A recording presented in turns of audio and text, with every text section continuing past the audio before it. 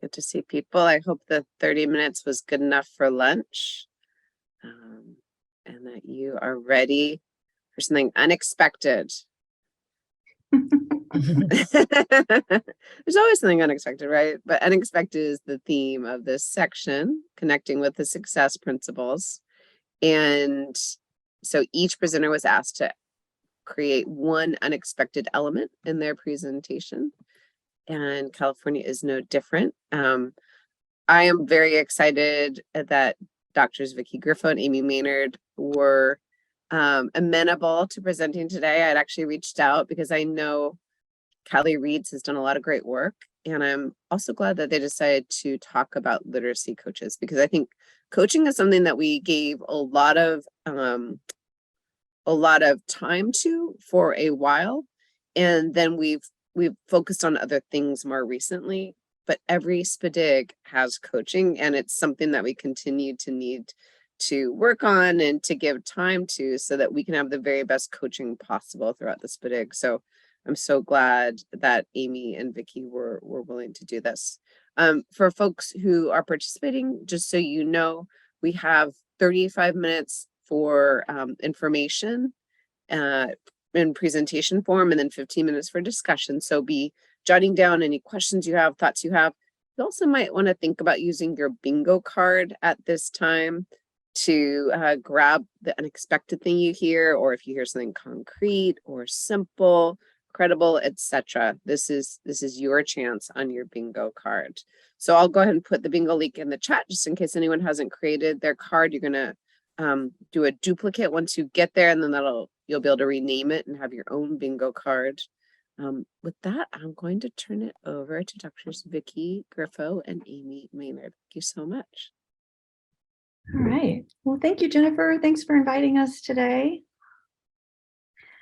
I'm Vicki, and my co-host is Amy, and we're going to start off with our 4 H's. See, I'm kind of doing these on the fly, so let's see. My hero, I think my hero changes every time I think about this, but my hero today is my mom. Been thinking a lot about her lately, and she is such a strong lady, and I just attribute so much of what I've been able to do in my life to her guidance and her sacrifices, and I just have growing respect for her over the years. Let's see, my history is that and some of you might have heard this before, but I was a classroom teacher. I always wanted to be a teacher ever since I was little. And then I became a teacher. Prop 227 hit, which was an English only mandate, which is what thrust me out of the classroom surprisingly, because I got very interested in literacy and how do you teach kids to read in a language that they don't yet speak. So I went on to do lots of different things in education. I've taught, at the graduate level. I've worked in juvenile hall. I've worked with teachers in training, research projects, and I joined the SPDIG 5 years ago at the beginning of Callie Reeds.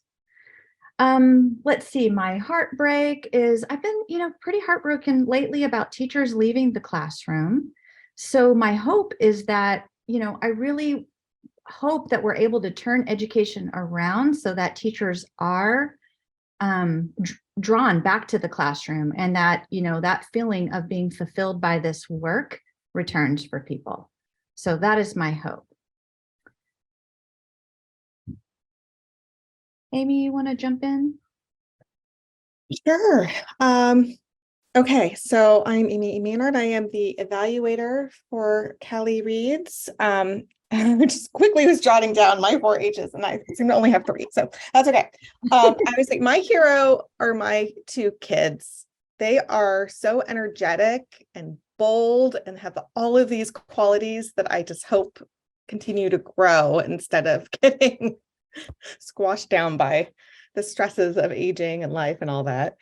I've been an evaluator for a long time now, over 15 years, and we're just finishing up the SPDIG. We're in year 5 and are starting a new one, which is on a totally different topic, actually, looking at preschool. So All right, in transition period here. And I would say my heartbreak is similar to Vicky's. I just see teachers so exhausted and worn out. And I know a lot of parents in my kids' classes who were teachers and just said, no, I don't want to do it anymore. So, I hope we can find a way to turn that around. And I will also say, Jennifer mentioned the bingo, and we didn't know about the bingo when we made this presentation, but definitely have your card out because you're gonna get a lot of hits. Yeah, great. Thanks, Amy. All right. So our presentation today is on literacy coaches as they are designed within the Callie Reads project. And we wanted to talk to you about our literacy coaches and how we've discovered that they really are the key ingredient to successful implementation at the school sites. Let's see. There we go. All right. So we're in our final year of the project, as Amy mentioned, and overwhelming project evidence suggests that the Callie Reads coaches have been the key ingredient to making it stick. So we're going to talk to you about how the Callie Reads coaches embody the made to stick characteristics, which we think is what kept our districts engaged in the work. So we were able to keep all of our districts after a little bit of a, in the first year, we had a little change. And then after that, our coaches were successful at keeping our districts engaged in the work all throughout COVID and even to today. So we think that is a really, really big success. We'll share with you the benefits and the challenges of using external coaches, which is what we did in Callie Reads. And we'll end with time for you to ask us questions and to share some of your own stories about how you've selected and supported coaches. So here's the structure of Callie Reads coaching. We're just going to tell you a little bit about how we're structured before we start to talk about the coaches themselves. So we have two different types of coaches in California. In the SPDIG, we have a regional coach.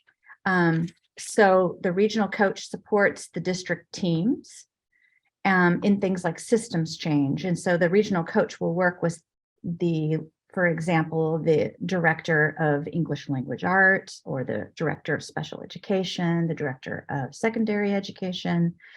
So they're working with that district team, and then they're supporting oftentimes the principals as they meet with those district teams.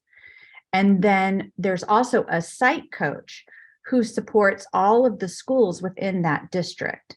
So when we recruited, we asked each district to identify 3 middle schools who were struggling in English language arts with the intention of adding a 4th starting in year 4 of the project.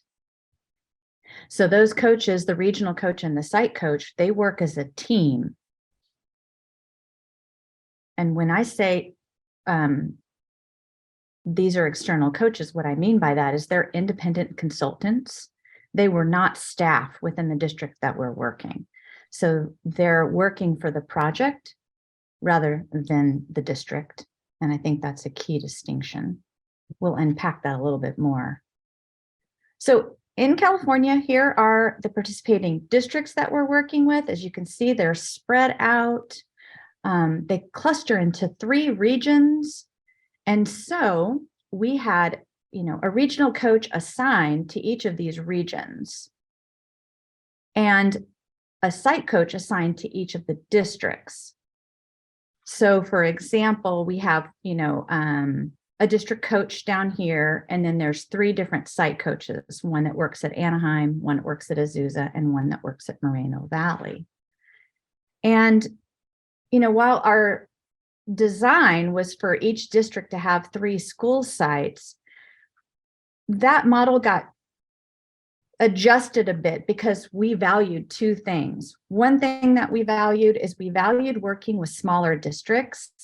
And so some districts that applied to participate only had 1 school or had a lower number of schools. And so we formed district consortia with those with those smaller districts. And the second thing that we really valued was working with rural districts. And so some of those had very small populations of teachers, or, had fewer schools as well. And so the reason I mention that is that also, required us to flex our coaching model a bit. And it introduced some challenges to recruiting coaches. So, for example, I need to move my chat thing. Here we go. So, for example, up in Northern California, we had some challenges with hiring coaches up here. So our normal process didn't work through EdJoin, for example, and other avenues that we were using to hire. So we had to work within the district to identify some coaches up in these areas because no one was applying for those positions up there. And then we had a regional coach who was assigned up in that area, but they were flying in from Sacramento, which is, somewhere right over here. And that didn't work out over time because of transportation issues. And so we also had to adjust that model. Anything to add there, Amy? Cool. I think we're good. So our coaches had, they're one of their primary responsibilities is training and coaching, but they had many other responsibilities in the project. And so we just wanted to highlight, many of the other things that they were doing. So, they were our boots on the ground, so to speak. They were the presence of the project on the campus. And so they oftentimes would attend and even lead site implementation teams. They supported the fidelity of implementation, and they helped sites to use that tool to set goals and plan action steps. They helped the district in completing those district checklists and identifying areas to work on. For the last 2 years, they've been developing sustainability and growth plans with their districts and helping them to enact them. And then this other category are all the other things that they took on that really were responsive to the needs, tailored to the individual districts and school sites where they were working. So, in some cases, they were leading family engagement. Many of our coaches helped districts write their literacy plans and enact them. They helped support intervention happening at the school site, screening and assessment, a whole myriad of things. So before we move on, we just wanted to pause here and ask you to chat in your projects. Do you have different tiers of coaches that you're using who support different levels of staff at the district and school sites? Do you hire internal or external coaches? And what's the experience level of your coaches? Are you using veterans? Are you training people to do their job? Or are you doing a hybrid? We would love it if you would chat in.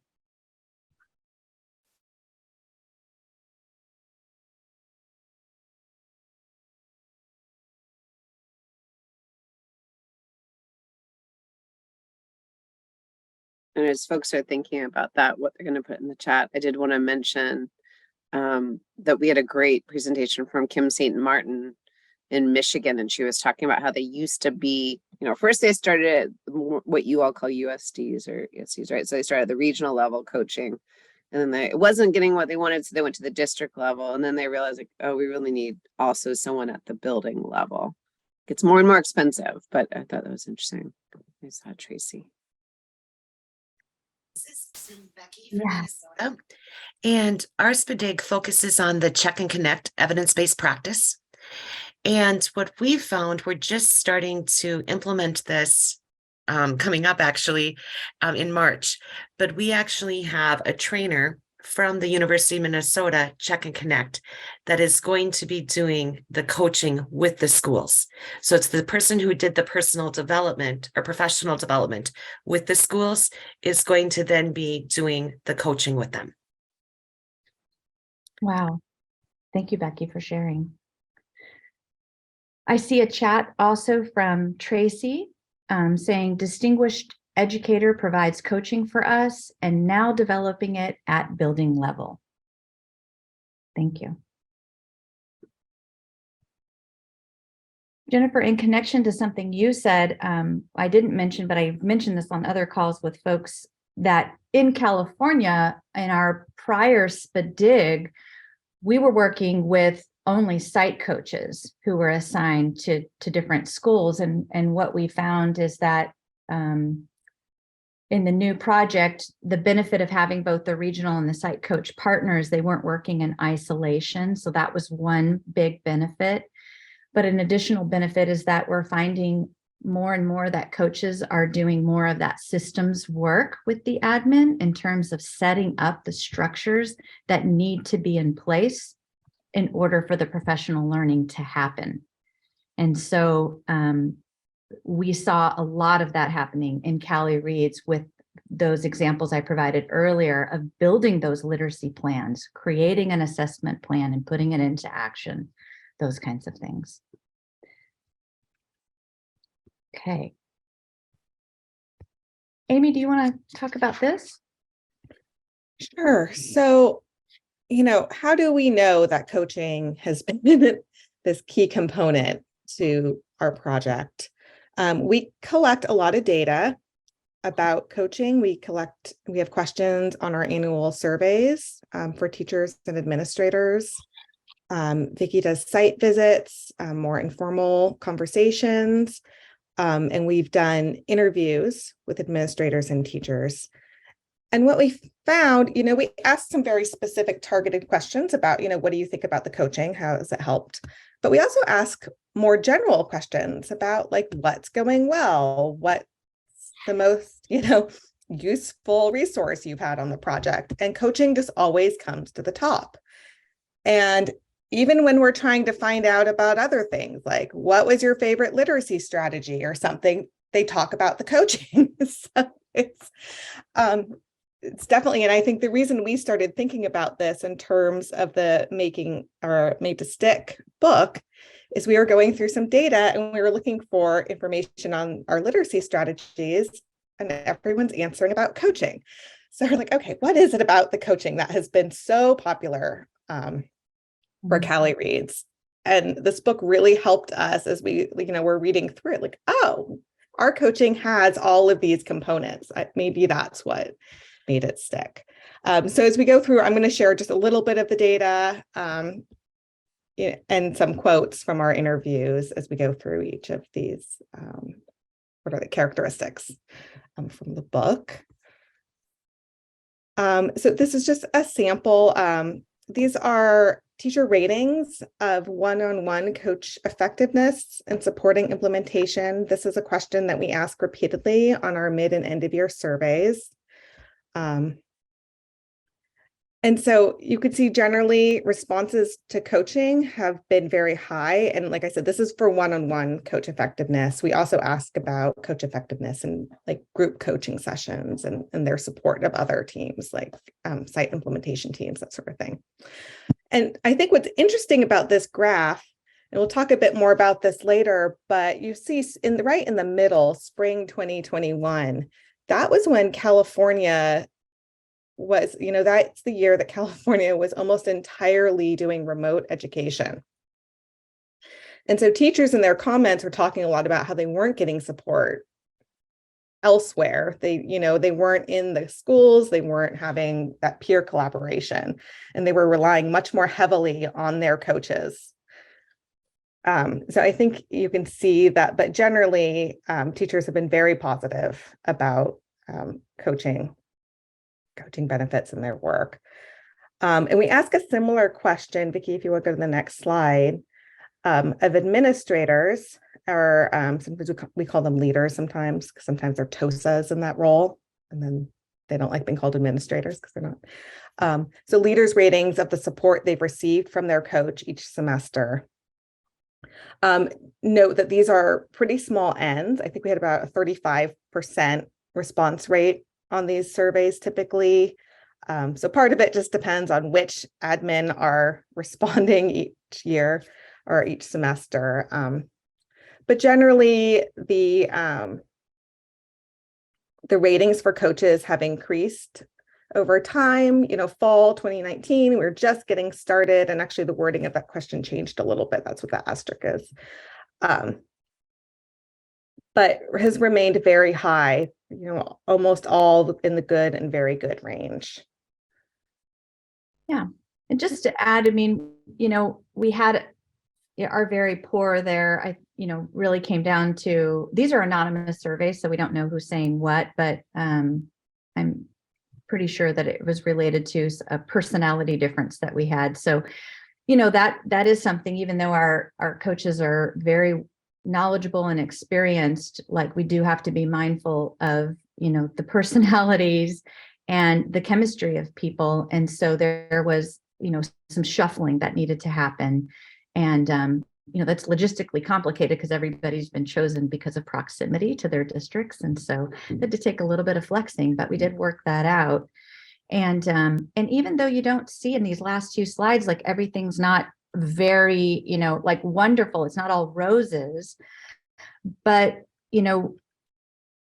all of the comments were really positive. We were not getting any negative feedback about coaches at all. And so sometimes we're not really sure where some of these ratings are coming from. Sometimes people, I think, weren't accessing their coach, or weren't, able to work, do the work as well as they wanted to. We don't really know exactly why we're getting these ratings, but we weren't getting any negative comments in those surveys about our coaches. So we'll show you some of those quotes that we're pulling out of those surveys about the coaches. But sorry, I've got to catch up with myself here. But, in this complex project that we're running, the coaches were really good about keeping their message simple. And, this is kind of a joke here on the screen, free coaching, right? What's not to like? But the reality is that, their message was, we're here to help you meet your literacy goals and needs. Let us know what we can do. So while they had parameters, of basic responsibilities that they needed to be meeting, their goal was to meet participants with at where they were in the project. And so they were doing a variety of things in order to provide training and coaching. Sometimes they were supplementing the asynchronous modules by providing their own training, supplemental trainings, or they would pull teachers into a room and do it all together with people because that was the preference at the school site, or that's what it took to get that module done. People weren't completing it on time. They modeled lessons, they group planned, they even substituted in classes when they needed, because substitutes are very hard to come by these days. They gave board presentations, with a district leader, for example. So they did a host of things. They were very flexible and responsible. And we checked in very frequently with our coaches, because there were times they were asked to do things and they would come back to us and say, I've been asked to do this. Is this an okay use of my coaching time? And so we had a lot of conversations. Sometimes we had to say no. And sometimes we had debates, both internally or even with these coaches, about, is this an appropriate use of your time? And so those conversations were really good for us to get to the bottom of exactly what is it you're being asked to do, and how is that working towards our goals of the project?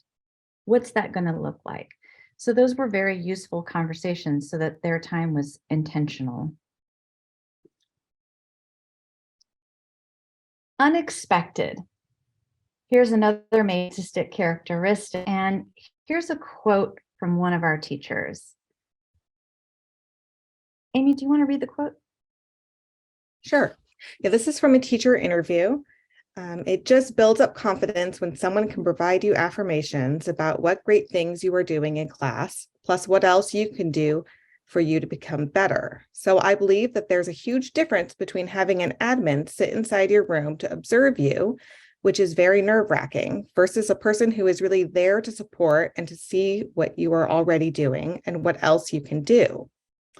And I think a lot of our teachers had not worked with coaches before. And so this was unexpected.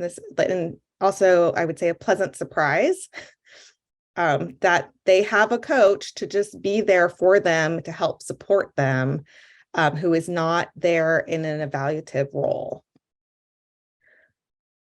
And I would say another unexpected piece on this project is also for non-ELA teachers in middle school to discover that literacy is something they need to care about.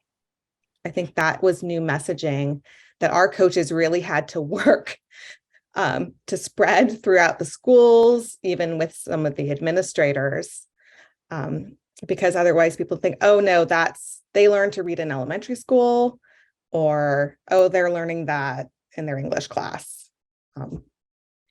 But that was not our project messaging.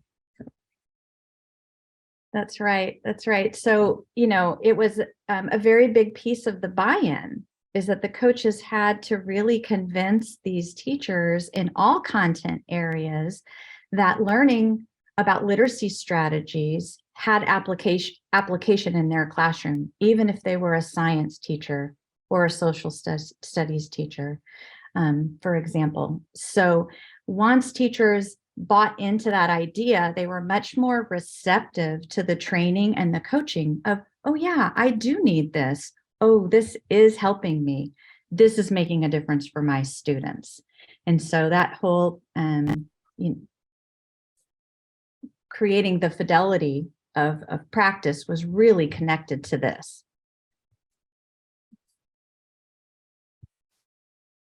Another characteristic of our coaches is that they were highly credible.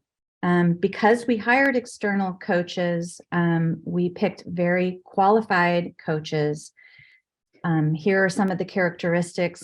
All of our coaches had been educators. They had been former teachers or professors. Some of them are current professors.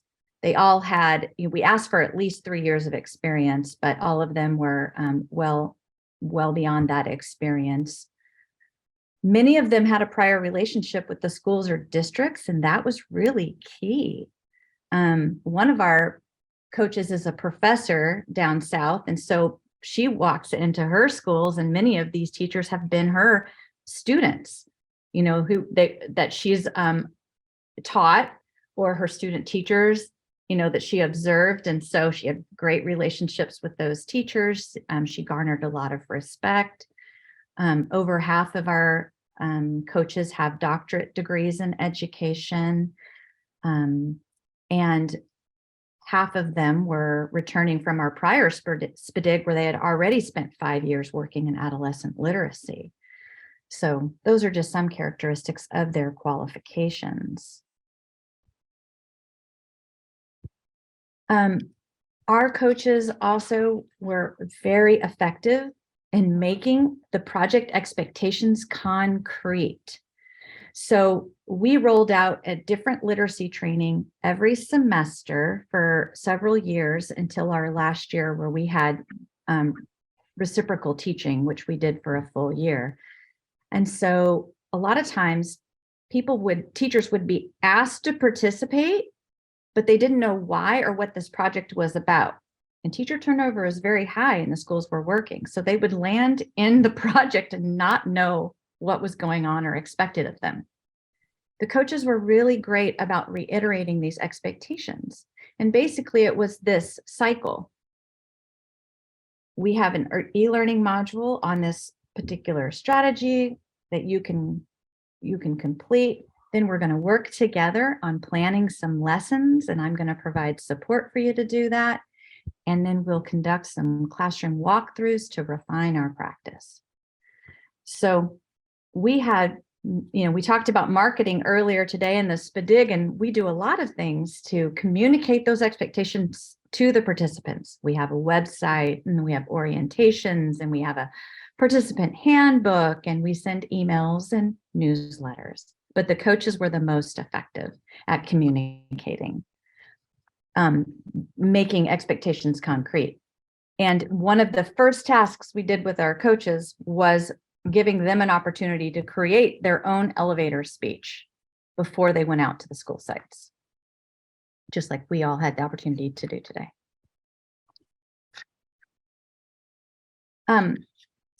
The literacy coaches were also great at making the literacy training more concrete. And this is some feedback that we got from teachers. Amy, you want to read? Yeah, that first quote is in response to an interview question asking if Kelly Reed started anew, what they would definitely want to keep. And so one person said, I would definitely keep the coaching support. That way the teachers have the feedback and have someone to come into their classroom to help support them and help implement the strategies. That way they don't feel like, what do I do? Where do I start? And then the next quote is asking about what were useful resources. And they said, I think they give you so many ideas on the modules or resources. There are so many resources and things that or ideas that you can use. Then our coach also gives us ideas, like how do you think you could fit this into, or this could fit into your class? You don't have to use what's given to you, but she helps you bounce off ideas and see what would work or what might work or might not work. So in this sense, I think some of our literacy strategies are pretty complicated. They have a lot of different components and steps. And so, just like they made project expectations more concrete, they also helped the literacy strategies be more concrete and help teachers determine how they can apply them in their classes with whatever group of students or subjects they're teaching. That's right. That's right. So, we know that after people completed the modules, the trainings, they really did, this support was really critical to them being able to implement these strategies within the classroom.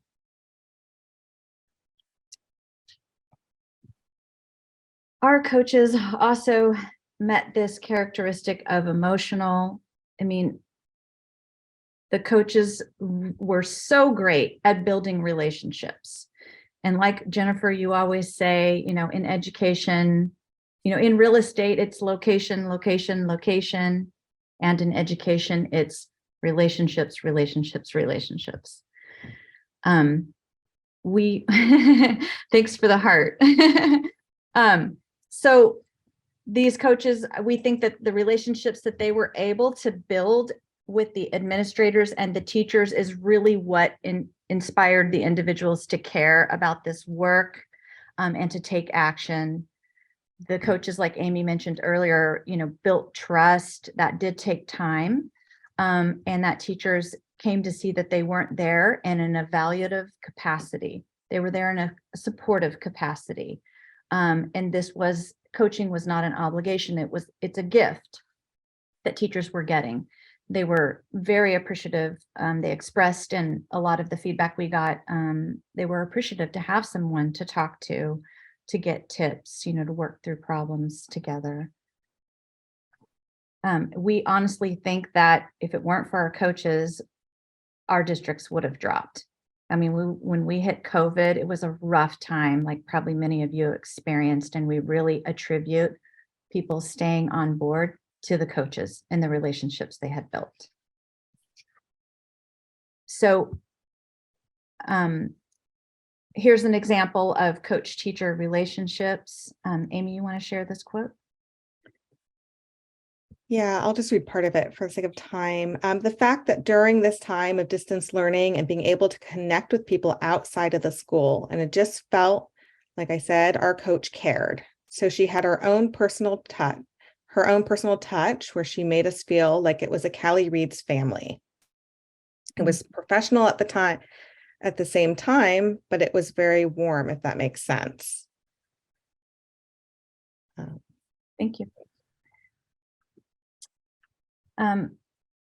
We also saw that our coaches, that we were able to cultivate very strong relationships between coaches in the project, both between themselves, and we had very strong relationships with the coaches, our implementation team and the coaches. So here's a quote. Amy, you want to read that? Right, coaches said, I greatly appreciate the coach check-in calls, even though I can't attend all of them. It was wonderful having the regional coach and Vicky visit our sites. I felt that the time was really valuable and the conversations helped us think of how to sustain Callie Reads. And you'll see this graph is from our annual coach surveys. And we asked them, how they would rate the support they received from different groups. And so you can see they felt very well supported by us, by the implementation team, and by their fellow coaches. And so they get less support, as you would expect, from the district administrators and school administrators, and those actually did increase throughout the project, fortunately. But we knew it was really our job to provide that support to the coaches and make sure they had a peer group. So there was a lot of time in these like informal check-in calls, and we would often group coaches by region, so they would have an opportunity to work with each other in, annual trainings, that sort of thing. Right. Okay, so we want to make sure we give everybody time to talk. So I think I'm going to skip our stories. I'm going to go to our, sorry about your bingo card on that, people. I just want to hit, there were a lot of benefits to working with external coaches, but there are some trade-offs as well. Here are some of them, and I just want to highlight that a couple that are, very connected to the things that we've already talked about. So with our external coaches, we were paying them hourly. And it's really different from hiring somebody, on a part-time basis or a full-time basis. You really have to be selective about the things you choose to do with them. And so this whole thing that Amy was talking about with the relationships that were built between the coaches and the participants and even with one another, we had to carefully select that. We intentionally gave them time to meet together and to talk together, even though that did cost money and take their time. We ended up adding in informal check-ins for our coaches as an opportunity for them to come if they had an issue coming up in coaching. And we had really high attendance in those settings. And then they would often break out into their regional groups to problem solve. And it created this really strong bond with coaches, and they started to use each other as resources, and it strengthened their work. Scheduling was also, very time consuming for our coaches because they were external. And so that was something that I think there's a lesson learned for this, in that, there's challenges with having an external coach. And I think in retrospect, I'll briefly say that I think we would have been better to have created a solid schedule for each coach, to have them determine what is the word? I'm concerned about time. So now I'm like losing my train of thought. I think we would have been better off having coaches have a standardized schedule for each of their school sites to say, I'm going to be on campus every Tuesday and Thursday morning at this time. So we're happy to talk more about that in our conversation if you want to ask us more questions. But we wanted to give some time for discussion and for you all to ask questions about us, about some of the things we've talked about. We want to hear from you about, in your coaching model, what has made coaching successful in your project? What are some coaching challenges that you face? And maybe what are some solutions that you've found? What made to stick characteristics have had the biggest impact in your project? And what's something that you want to try? And we just want to open the floor to you all to have a conversation.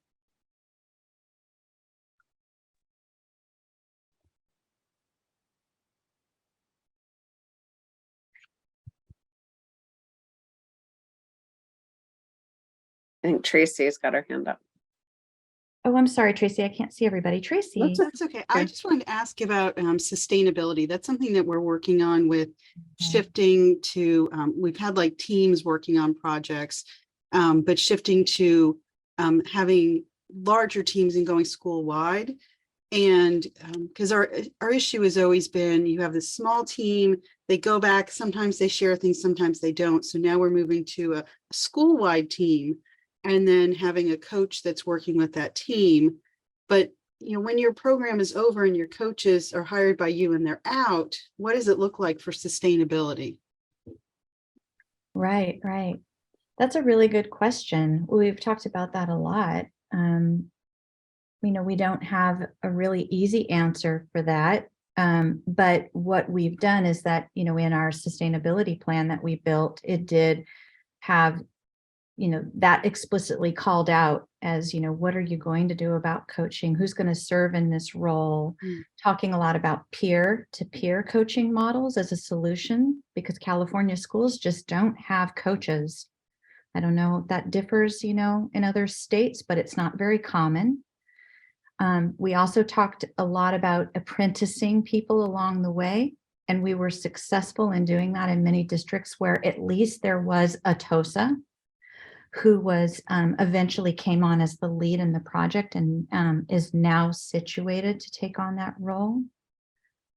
And then we've also encouraged our sites to use some of those teacher leaders who presented themselves through the project, who built a repertoire of strategies, who were really strongly involved and worked really closely with the coach.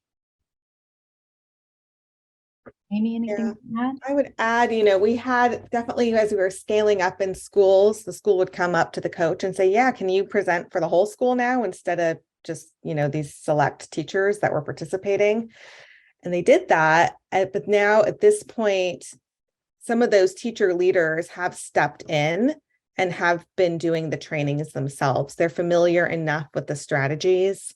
And it's, we have a whole menu of literacy strategies, and most schools have picked, one or a few that they're really focusing on scaling up through their schools. So the teachers are more comfortable with those strategies and are training them. And now the challenge we have is, we want to record that. I'm the evaluator. So I want to know, how many more trainings are you doing? And the challenge has been getting them to actually tell. We'll find out later, oh, you had someone do a whole school-wide or district-wide training on this. And we try to get that data from them. But so it is happening at this point, more in some districts than others. Yeah. And then Richard Gifford is on the line, and he is also one of our collaborators from CDE, the California Department of Education. And he made a point in the chat. Yes, many of our districts have hired those external coaches to continue on to work with them. And so those coaches are, building that capacity within the district. And now the districts are seriously thinking about who's going to serve as the coach and partnering that coach with that person for more extended time. Jennifer, did you want to say something? Oh, I always want to say something. I didn't want to take, I'm sure there are more questions. I just noticed one thing. If you go back one slide, I think it was. Sure. Let me see if I can do that. There we go. Yeah, with the scheduling, I remember there was a study of coaches in Florida, and this was quite a while ago, but there hadn't been many studies about coaches at that time, and there still really aren't.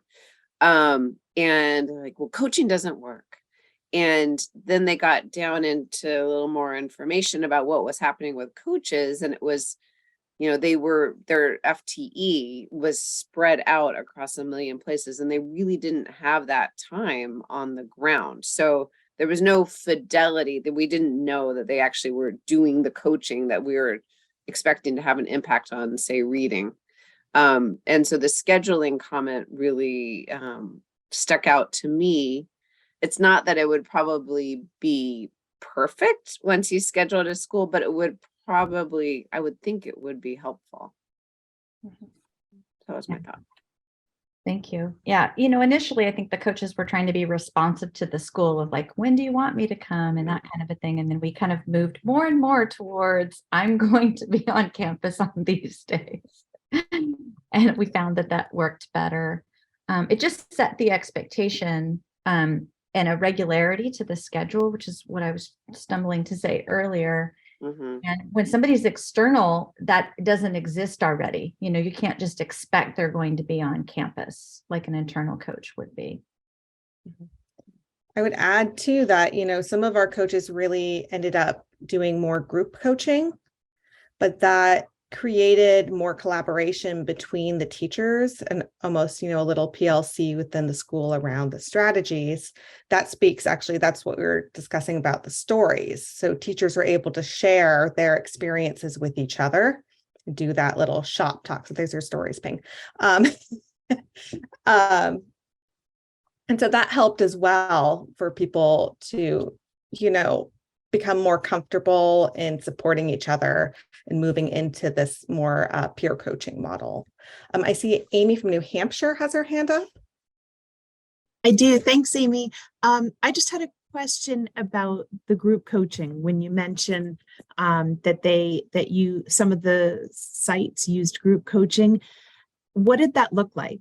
I mean, when they were scheduling that, was there a certain model that you used or the coaches used with them to plan out that group coaching? Because we're struggling with that a little bit in some of our work around, is peer-to-peer the best model to use? It feels sometimes like the gold standard is that one-on-one coaching with the expert and practitioner, but the reality is we're trying to build it into schedules and make it doable and make it sustainable and build their own capacity to do this long term. So what did that look like? Well, it really varied by coach. One thing that they called group coaching was a planning time. So they would, after completing the module, they would meet together as a group. And sometimes that might have been by content area or by grade, or even in smaller schools, it was kind of everyone. And they would talk about what they had learned in the module and think about some applications and work through lessons. We increasingly encouraged people to co-write those lessons together so that they could implement them, and that it didn't feel like one person was showcased. So they could go out and they could observe one another teaching the lesson that they had co-written, and then come back together and talk about refining that lesson. And that took a lot of pressure off of that piece of doing the classroom walkthroughs, where people felt like they were on stage or performing. It was now the collective responsibility of the group.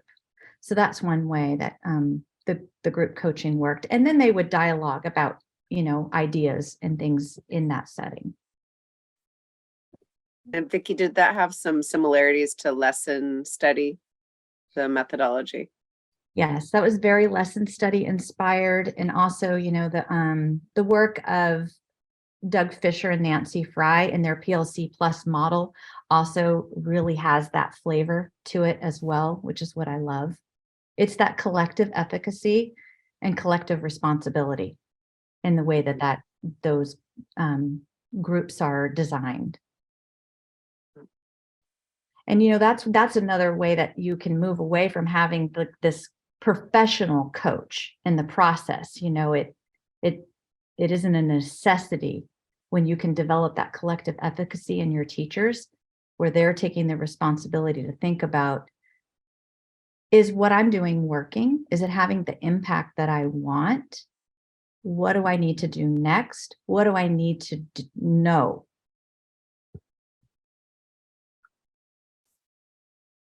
Great. How are we doing on time? I think we have one more minute. I do. Anything else? Any other comments? I haven't been monitoring the chat. Nope, nothing in the chat. Yeah.